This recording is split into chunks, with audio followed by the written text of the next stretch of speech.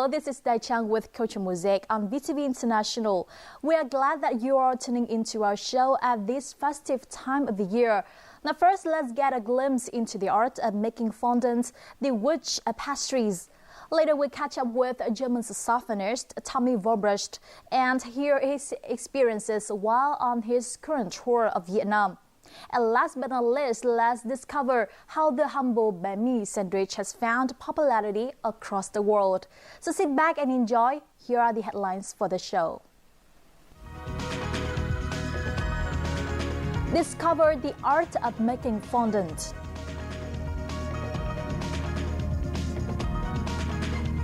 German jazz saxophonist shares his impression and experience about Vietnam. And bánh mì Vietnam sandwich sensation. Now first is our local news, in which we recap the cultural highlights from the last week.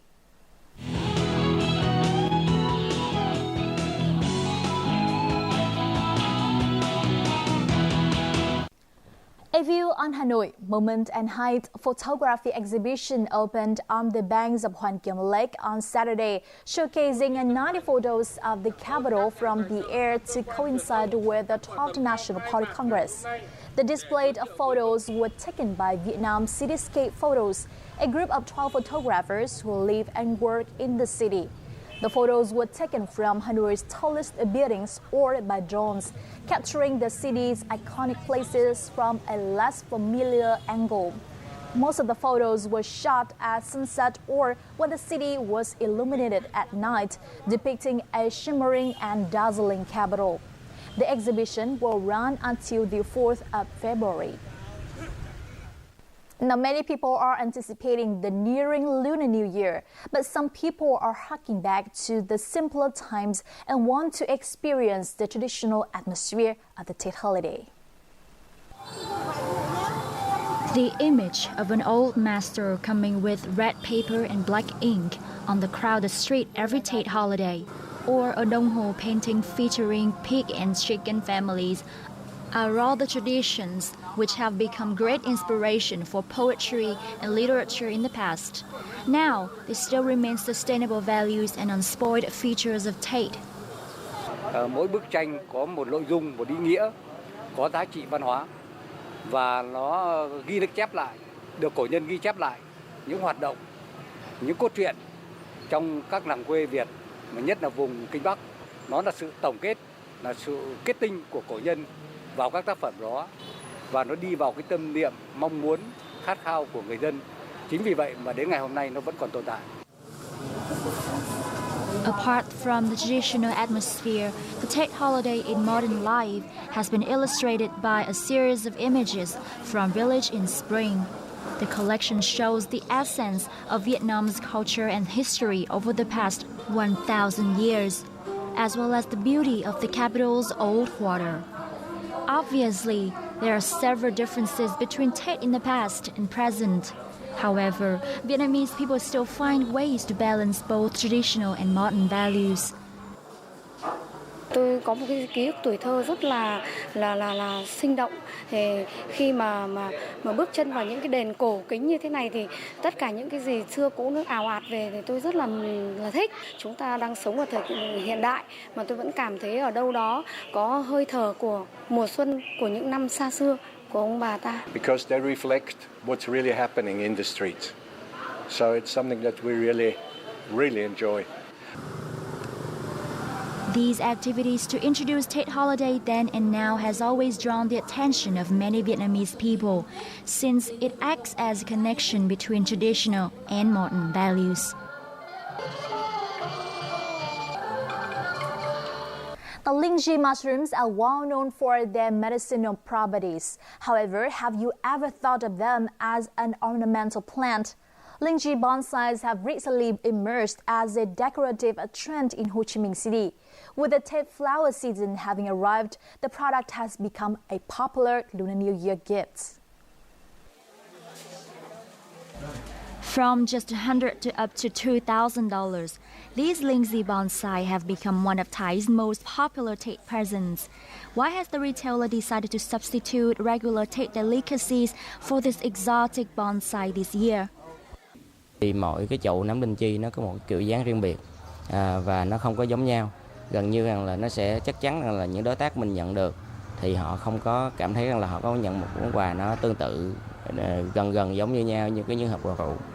This is also the first year of selling Lindsay bonsai for Ving's business too, and it has gone well beyond his expectations, achieving hundreds of sales with many orders to be delivered.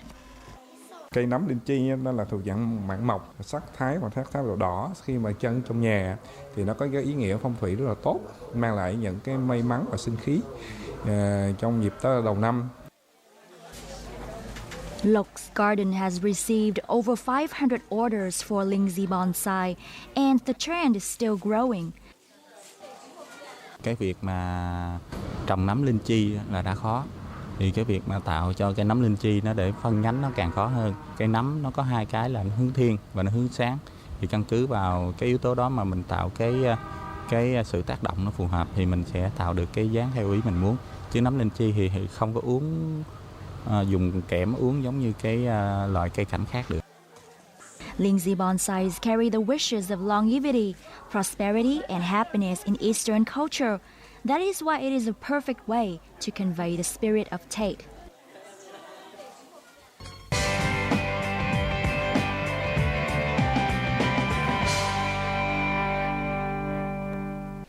Everyone loves beautiful cakes like this. They are all made using fondant.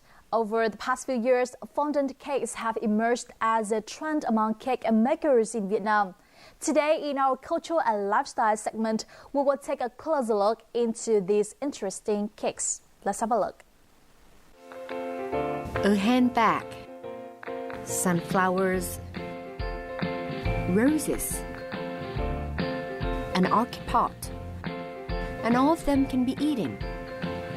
They are fondant cakes made by Phùng Huyền Trang, who has followed her passion for fondant cakes for nearly 5 years. She is also one of only a few bakers in Vietnam who specialize in this dessert.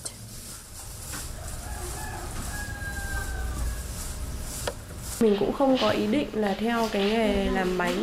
Thế nhưng mà cứ càng làm thì cái niềm đam mê của mình nó lại càng nhiều hơn. Cứ mỗi một lần làm ra mỗi một tác phẩm thì mình lại cảm thấy hứng thú rất là nhiều. Và sau khi mà hoàn thiện cái sản phẩm đấy, mình thấy như là một đứa con tinh thần của mình ra đời. Fondant icing, or commonly referred to simply as fondant, is an edible icing used to decorate and sculpt cakes and pastries. Bakers can create their own recipes with different colors and flavors. Under skilled hands, fondant can be molded into any shape, from globe to multi-tiered wedding cakes or cartoon cakes like this.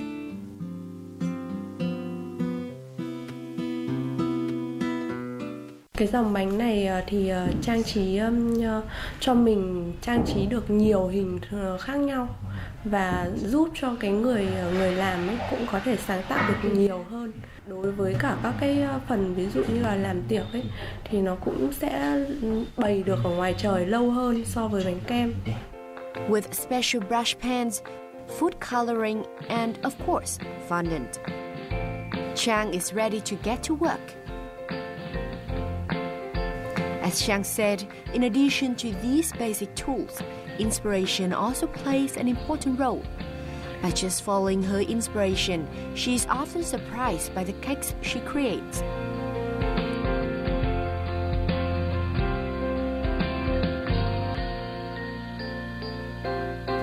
After 1 hour, a bear appears. However, this is only part of the cake. Chang will have to spend at least 2 days to finish it all.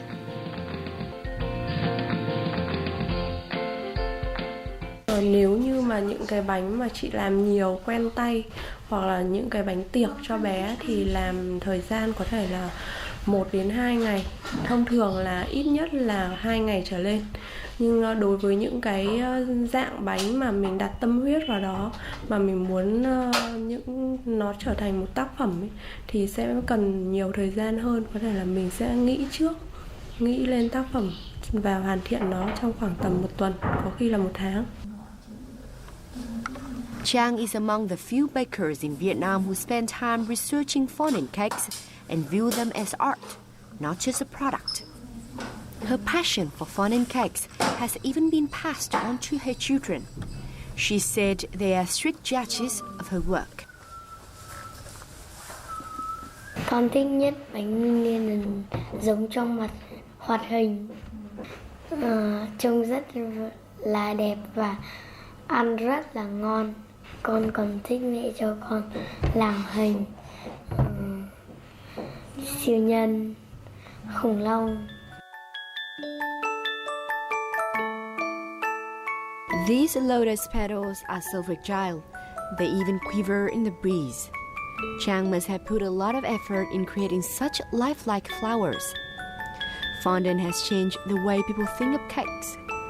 Cakes are not just to eat, they are also an art. And the bakers, like Chang, are artists.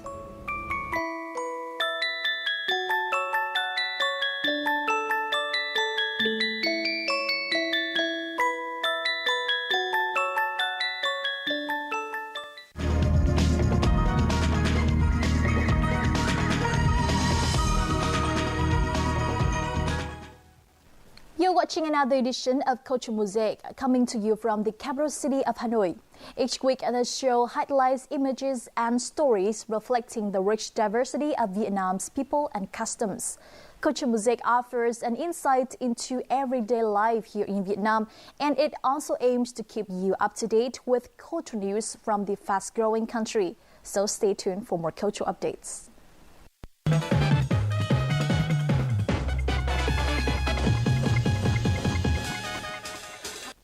The saxophonist and composer Tommy Volbrust is considered one of the most important voices of German jazz.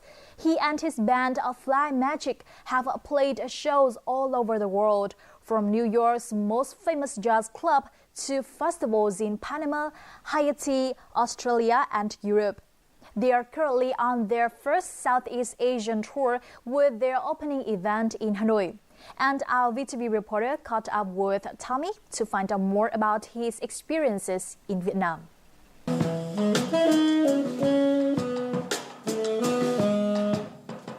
Timo Volbrecht, a jazz saxophonist and composer, is considered one of the most important voices of German modern jazz. He has been playing shows all over the world, from New York's famous jazz clubs to festivals in Panama, Haiti, Australia, and Europe. He and his band Fly Magic are currently on their first Southeast Asian tour, with their opening event in Hanoi last Friday.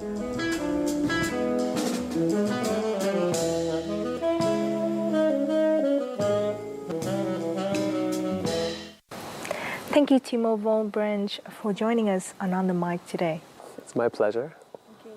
So this is your first Southeast Asia tour, and your flight was delayed, and you only got here this morning, and you had only 45 minutes to practice with a Vietnamese artist that you never met before. Yeah, it was very quick.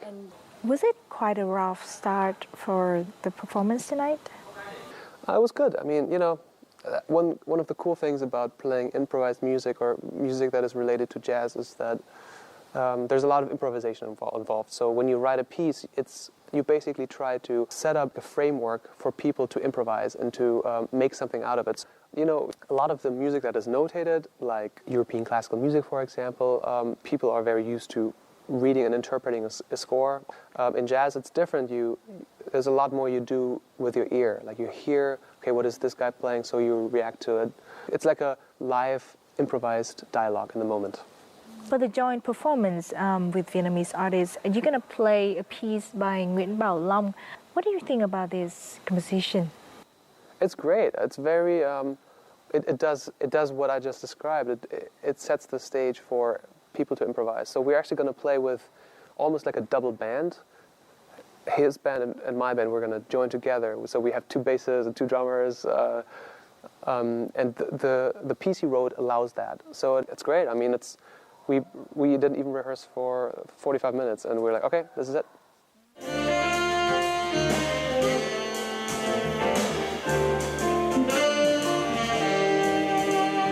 Nó cũng vui. Bởi vì chính là âm nhạc đem mọi người đến gần nhau hơn.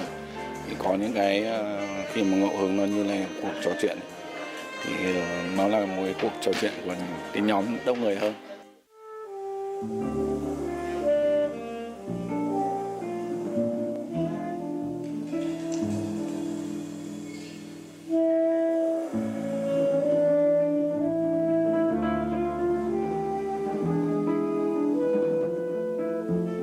This is one of the pieces that Timo Volbrecht and his band Fly Magic brought to the audience of Hanoi last Friday night, entitled New York Love Affair. 5 compositions played by Fly Magic that night were the band's original compositions. Every song has its own universe, jazz elements merged with post-rock, minimalism, and some contemporary song culture. Âm nhạc của họ có một cái đấy rất là riêng.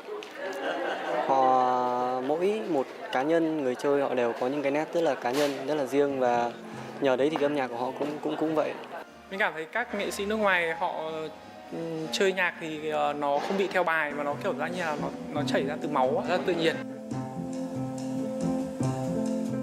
So you were studying music in both Berlin and New York, and I can see this could be 2 very different environments for artists. So how did these 2 environments help define the Timo we're seeing today? That's a very interesting question.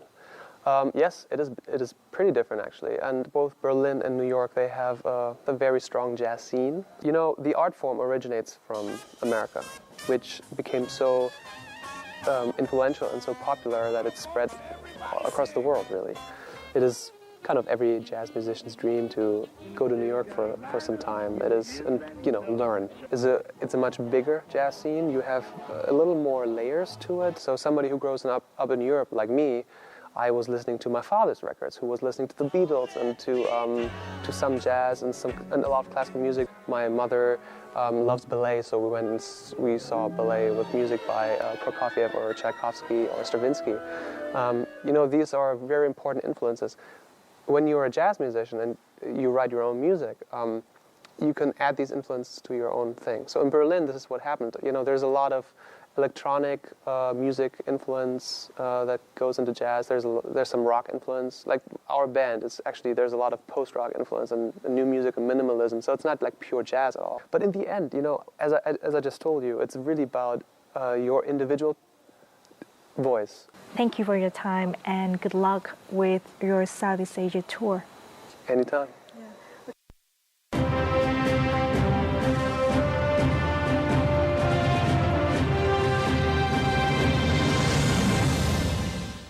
Well, bánh mì, the term used to describe the humble Vietnamese sandwich, is considered a fusion between Vietnamese and European cuisine.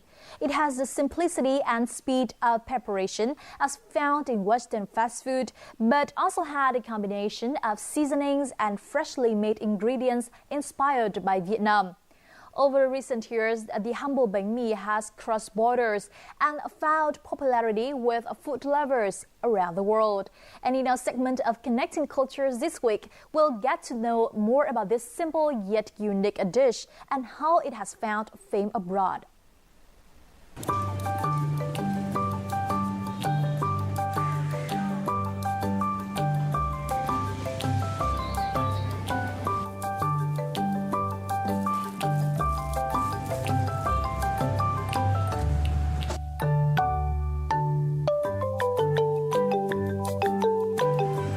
Frederick, a French foodie, has a passion for Vietnamese cuisine, especially bánh mì.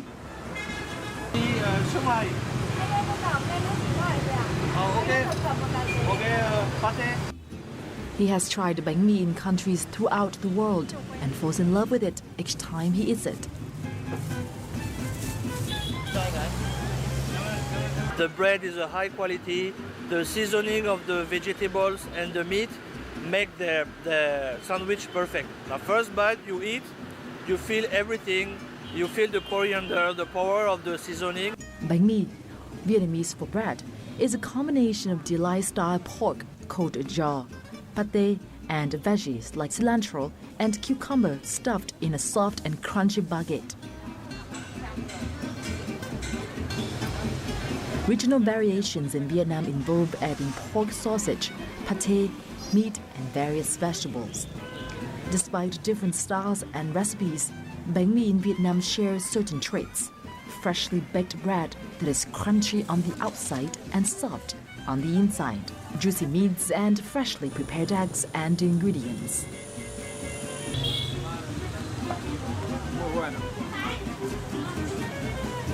Khi mà các bạn ăn xong ấy thì mình có hỏi các bạn ấy là có ngon không, hay là giơ ngón tay thì các bạn ấy giơ ngón tay lên, các bạn ấy rất là thích, mình cũng rất là vui. In the north, the south and central Vietnam, you will find numerous bánh mì stalls. Some have discovered the famous food online or through friends' recommendations. One of the most popular bánh mì shops, which has received thousands of reviews on international websites, is Phượng Bánh Mì in Da Nang City.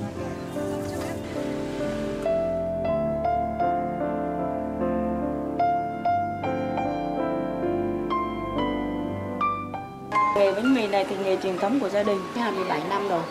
13 món bánh mì đều là bánh mì truyền thống của Hội An. Vietnamese bánh mì has crossed the national border to become a popular fast food in many countries. In March 2011, the word bánh mì, used to describe the Vietnamese sandwich, was added to the Oxford Dictionary. This unique Vietnamese sandwich is regarded as a superfood by foreign diners.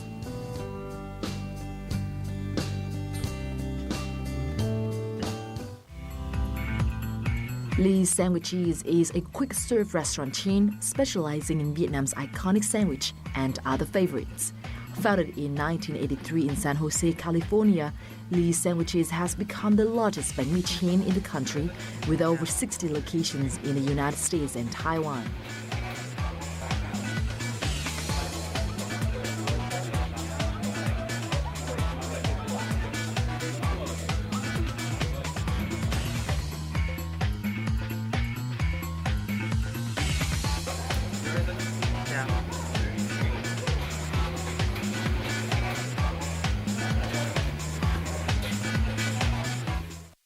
Vietnamese friend of mine, and since then, I've been a very big fan. Love them. Love the bread. Love the barbecued pork is my favorite. This is my first time to Lee's. It's delicious. I love this. Love the coffee. I'm definitely going to be coming back a lot. Along with pho and spring rolls, bánh mì has become an iconic dish, promoting Vietnamese cuisine in the world.